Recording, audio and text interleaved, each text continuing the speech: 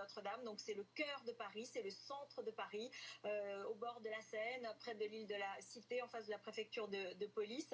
C'est le monument historique le plus visité d'Europe et c'est en plus au premier jour des célébrations de la Semaine Sainte qui mène à Pâques, la principale fête chrétienne. Et c'est une image extrêmement bouleversante, extrêmement déchirante, parce que le porte-parole de Notre-Dame de Paris a précisé il y a quelques instants que toute la toiture était, toute la charpente était en train de brûler.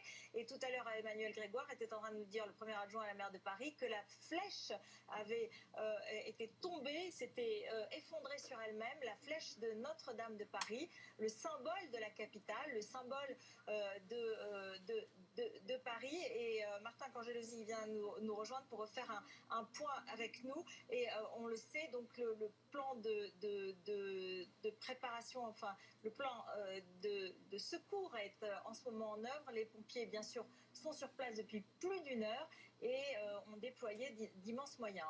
Effectivement, route le feu qui s'est déclaré vers 18h50 près de Notre-Dame de Paris. Les pompiers qui sont intervenus extrêmement rapidement, puisque les pompiers étaient sur place vers 19h. Des pompiers qui luttent encore contre le feu, avec 4 grandes échelles qui ont été déployées, mais également 2 bras élévateurs aériens. Mais vous le voyez sur ces images impressionnantes, c'est extrêmement compliqué pour les pompiers d'intervenir. Ils ont par exemple déployé une lance à eau, mais le jet d'eau, l'eau n'arrive pas à parvenir jusqu'au foyer du feu. Pour exemple, vous le voyez, sur le monument, sur ce pic, sur cette flèche qui est à gauche de votre image, eh bien, elle trône à 93 mètres, extrêmement compliqué donc pour les pompiers d'intervenir.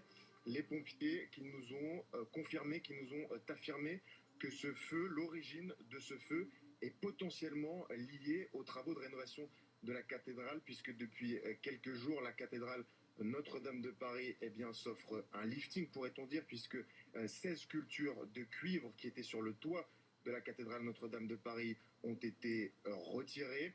Un périmètre de sécurité, vous le voyez, a été installé, puisque vous le voyez sur ces images, il y a de nombreux touristes à côté de cette cathédrale Notre-Dame de Paris. Il faut donc être extrêmement vigilant. Anne Hidalgo, d'ailleurs, sur Twitter s'est exprimée. Nous sommes mobilisés sur place en lien étroit avec le diocèse de Paris et nous appelons chacun à respecter le périmètre de sécurité. Des images qui sont en train déjà de faire le tour du monde. Donald Trump a réagi il y a tout juste quelques minutes sur Twitter également. L'incendie est horrible à voir, il faut agir vite. Le porte-parole de Notre-Dame de Paris qui disait il y a encore quelques instants, toute la charpente est en train de brûler. Vous le voyez sur ces images en direct. Central s'est effondré aussi, maintenant on vient de l'apprendre, donc c'est vrai que à cet instant toute la cathédrale et la toiture et la charpente donc sont en flammes. On va retrouver dans un instant notre reporter sur place, mais je vous le rappelle aussi, Emmanuel Macron, le président, a reporté son allocution, une allocution qui était très attendue en réponse à la crise, notamment des Gilets jaunes, mais face à cet événement dramatique qui touche tous les Français, qui touche tous les Parisiens, ce monument visité par 13 à 14 millions de personnes chaque année et qui est en flammes aujourd'hui. On le sait, la flèche s'est donc effondrée sur elle-même. C'est ce que nous a confié il y a un instant le premier adjoint à la maire de Paris. On est au téléphone avec Yael Benaïm qui est sur place, tout près de la cathédrale. Que voyez-vous, Yael Benaïm ? Oui, bonsoir, Hôtel Kriaf. Écoutez, je me situe en effet devant l'hôtel de ville. Il y a une foule de gens, évidemment, qui s'est rassemblée. Ça s'est déclenché peu avant 19h. Moi, personnellement, j'étais dans la rue, juste à côté de l'hôtel de ville. À ce moment-là, j'ai vu les camions de pompiers commencer à arriver. C'est plus que assez impressionnant. C'est extrêmement impressionnant.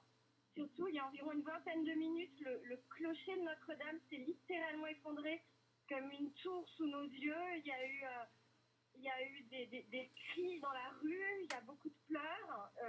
Honnêtement, il y a beaucoup, beaucoup d'émotions. Vous pouvez imaginer le symbole que représente cette cathédrale à la fois pour les Parisiens, mais aussi pour les touristes. Donc voilà, les gens sont rassemblés dans la stupeur. Tout le monde se regarde.